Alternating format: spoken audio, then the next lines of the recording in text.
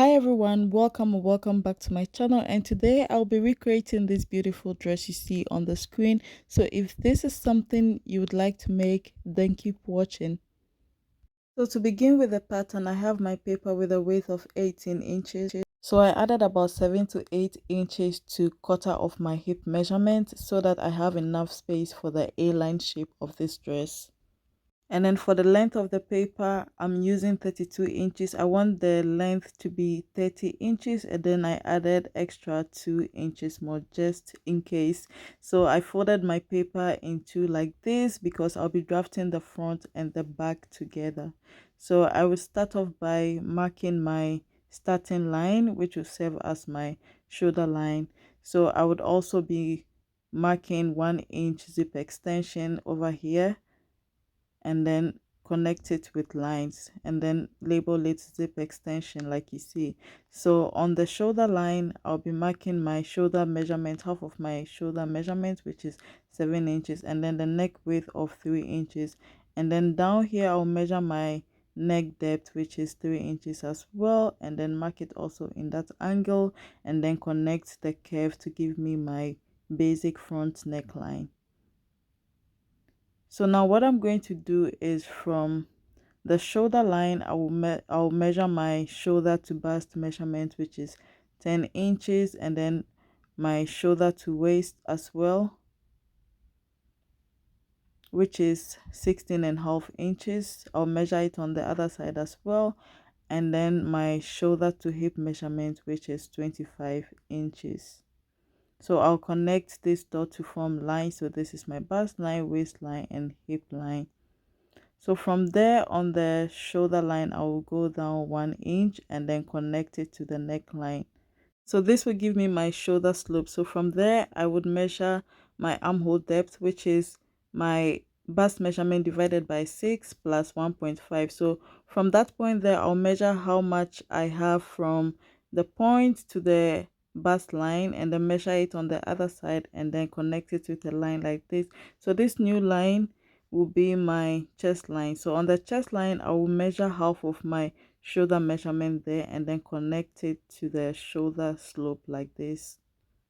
So to create the armhole, I would mark the center of the armhole depth, and from the center I would go in 1 inch. So from there I would now create the armhole curve from the corner and then through this center to the chest line.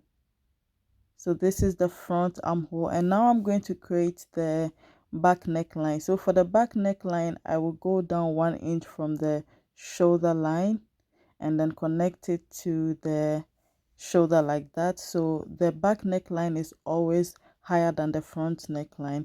So for the back armhole, I'll just create a curve from the center of the armhole depth to the chest line.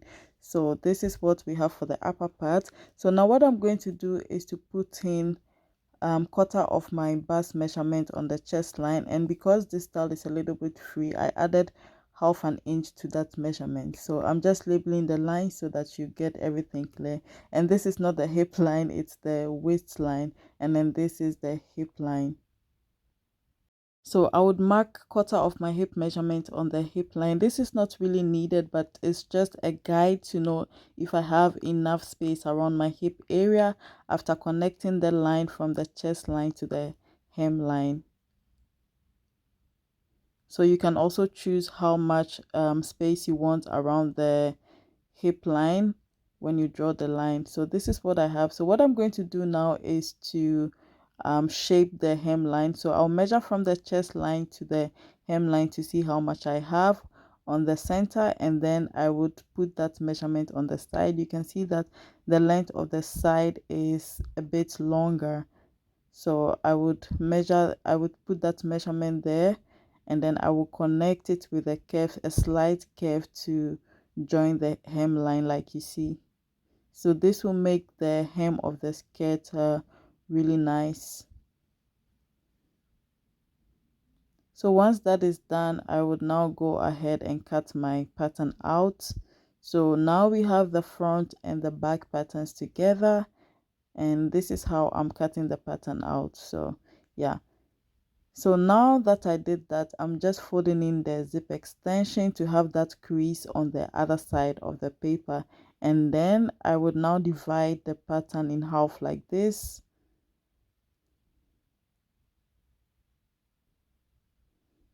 So this part of the pattern will be the back pattern, and then this one with the marks will be the front pattern. So what I'm going to do is to cut the zip extension out because the front pattern doesn't need a zip extension, and then I would cut out the back neckline like this, and also cut out the back armhole. So we'll be left with only the front neck armhole and the front neckline, like you see. So now both of our patterns are ready, and I would label this the zip extension, and then back pattern and front pattern. So these are our front and back patterns together. You can see the neckline and the armhole is different, and then the back has a zip extension. And I also have my basic sleeve because I'll be using the basic sleeve for this particular dress. So the length that I have is about 13 inches. I don't remember, but I will put it on the screen later for you guys to see. So with the fabric, this is the fabric I'll be using. It's a crepe fabric. It's a bit thicker than the usual crepe, and I have my invisible zipper. So yeah, I have about 2.5 meters, which is about 3 yards of fabric. So now what I'm going to do now is to lay out my pattern on my fabric and cut out. So I will start with the back pattern. I'll be cutting 2 of that. So I'll first pin it onto the fabric, and then also put some heavy weight on it, add my allowance and cut out. I did add 1 inch to the side seam, and then half of an inch to the other parts.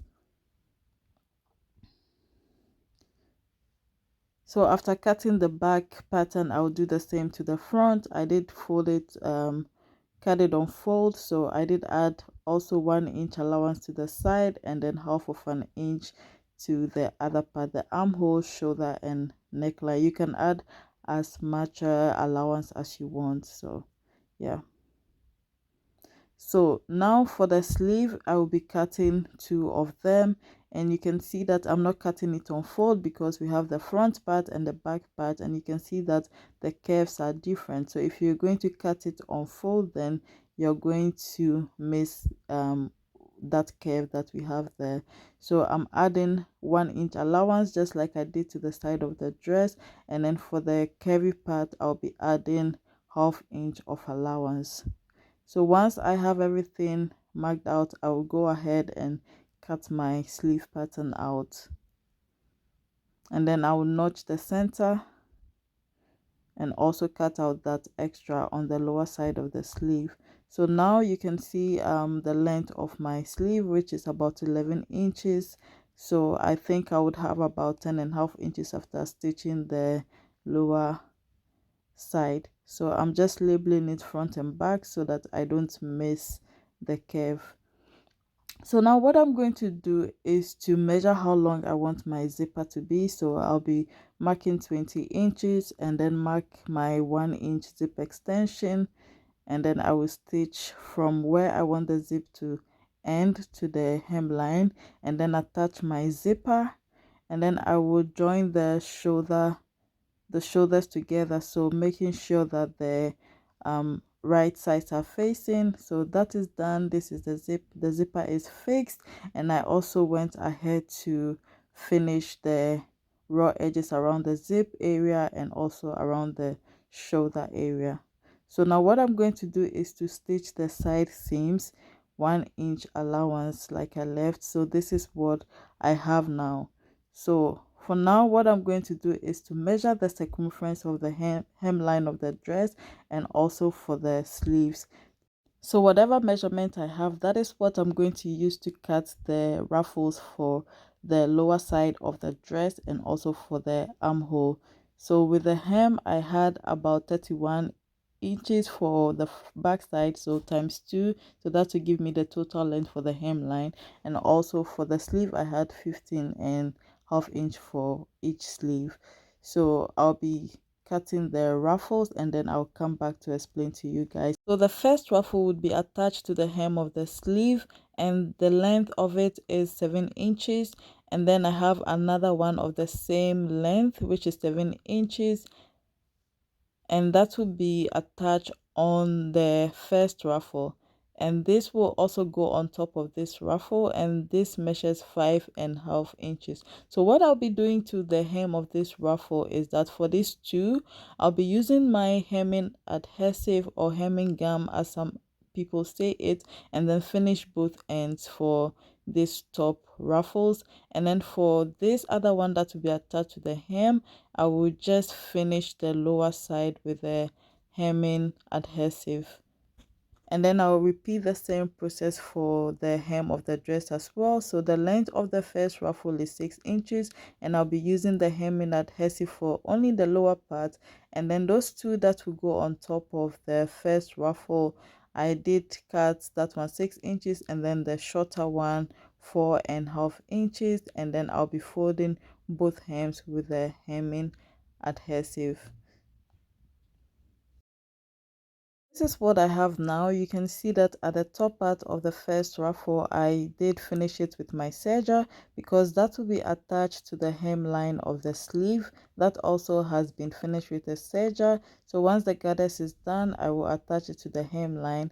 And then for these two other ruffles, you can see I finished both sides with the hemming adhesive, and then I'll put them on top of each other at the center, and then run 2 gather stitches right at the center. And then I'll be repeating the same process for the hemline of the dress. You can see that I only attach the hemming adhesive to the lower part and then serge the upper part. And then for this one also, I will be putting the other one on top and then make the gather stitches at the center. So here's what I have after making my gathers.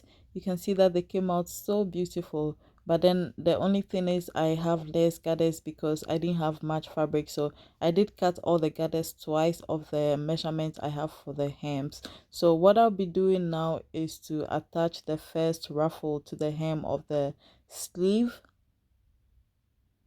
So I'll go ahead and pin it. So if you want more gathers for your ruffles, you can go ahead and cut about 2.5 or 3 times of whatever measurement you have on the hemline. So this is what I have after stitching, and what I'll be doing is to attach the other ruffles on top of the seam like you see. So I'll go ahead and pin that also to the seam. And then once that is done, I'll take it to the sewing machine and stitch. And this is what I have for the sleeve. You can see it looks so beautiful, and this is how it looks when I fold it in half. So I'll repeat the same process for the hemline of the dress, and this is what I have. Like I already said, if you want more layers or more ruffles, you can go ahead and cut your ruffles a bit longer. And I finished this part of the ruffles because I wanted to use the same color of thread as the fabric, because I didn't want to use the white one since they will be exposing. So this is how the sleeve also looks like. You can see that the gathers are not so full. That is why I said if you want your ruffles to be more fuller, you can cut it like 3 times of the measurement you have. So to make the collar, what I'm going to do is to fold the neckline in half like this, and then I would make sure the shoulder seams are matching. So in order to prevent it from moving, I would pin it down, and then I'll measure from the center of the neckline to the back side.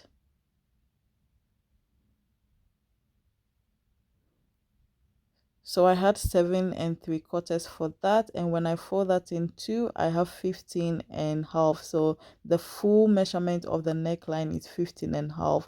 So what I'm going to do for the pattern is to grab a long paper like I have. So the length of this paper is 7.5, and the width is 36 inches. So what I'm going to do is that I want the length or the height of the neck to be 2 inches. So I did 3 inches plus allowance, half inch allowance on top and half inch allowance on the top, and then I measured my 7 3/4 because I'll be cutting the neckline on fold. So this is what I have for the neckline, and because the neck is not like a straight curve like that, what I'm going to do on this side is to come up 1/2 inch and then make a curve like this and connect it to the lower side like this. And then for the upper part, I would come up 1/2 inch and then connect it also to the line like this. Then it will give us that kind of curvy nature of the neckline. So now with the extra length, I'm just going to create a straight slant line like this to the end of the paper. I'm just checking how much length I have at the end. So I wanted the end of the wider side to be about 5.5 inches. That is after stitching. So once I have the neckline, I'll go in with my marker. So the neckline is really easy to create. So this place will be cut on 4. So if you have enough fabric or the length of your fabric is long enough, then you can cut it on 4 and cut 2. But if you have to join the center part, then you have to cut 4 pieces, because you will join the center and then you have 2 pieces, and then one will be used to line the other side. So this is what I have for the widest part, which is 6.5. So after stitching everything, I would have 5.5 at the end. So now this is what I was talking about. I didn't have my fabric wasn't long enough, so I can't cut it on fold. So I have to open it up like this and then put 1/2 inch allowance on the center part, because I'll be joining it at the center.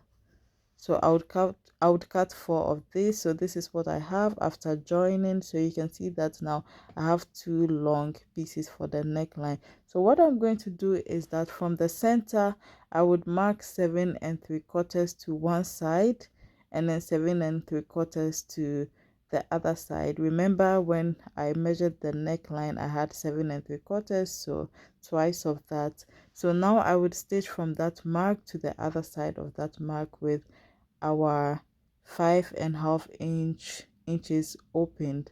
So this place wouldn't be stitched. So this is what I have after stitching, and I still have my 5.5 inches space opened.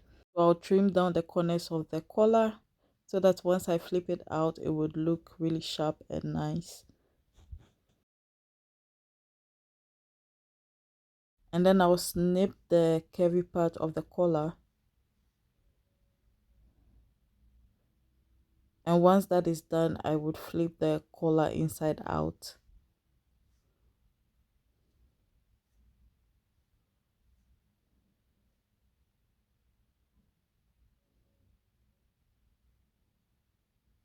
So I'll use my pin to push out or bring out the corners, like you see. And then once that is done, I would go to my iron and give it a nice press. This is what it looks like after ironing, and I'll be attaching the unfinished side to the neckline of the dress. So before attaching it, what I'm going to do to the neckline at the center front is to slash down about 3 to 4 inches, because the collar will be covering the back side of the neck. So even if you open the zip at the back, if you don't make that slit in the front, you wouldn't be able to put the dress on your neck. So I'll be going down 3 inches. So you can first start with 3 inches, and then after that you can try the dress on to see if it will fit around your head. If it doesn't, then you can make the total length for 4 inches, or just see how much more you have to slash down. So I'll measure my 3 inches and then slash it with my scissors like that, and make sure it's exactly at the center. So this is what I have now, and then I did cut a bias strap like this. So that is what I'll be using to finish the slit over there. So I would first start by pinning it to the inner part, that is the wrong side. So I would open the zip like this and then pin it around the slit.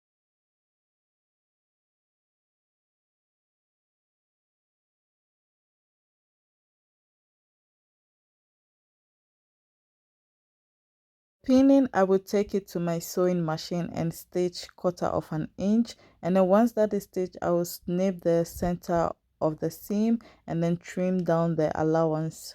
And then once that is done, I will turn the bias to the front side and then go ahead to my sewing machine and then stitch close to the end. So this is what I have now, and at the center I did stitch it a little bit over there, so you can see that it gives it that V effect. So now it's time to attach the collar, and then you can see that I closed the zip, so the collar has to be fixed with the zip closed. So what I'm going to do is to just open the collar and then first attach one side to the neckline, so starting from the center, and then I'll pin all around to the other side.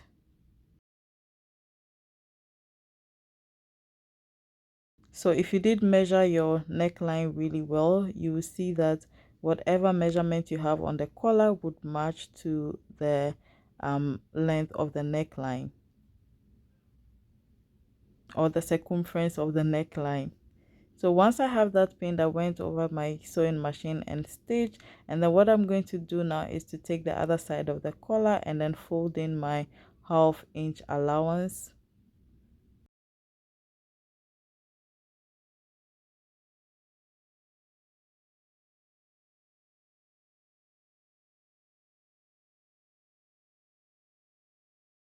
Then using the stitch in a ditch method, I'll head over to my sewing machine and stitch the collar.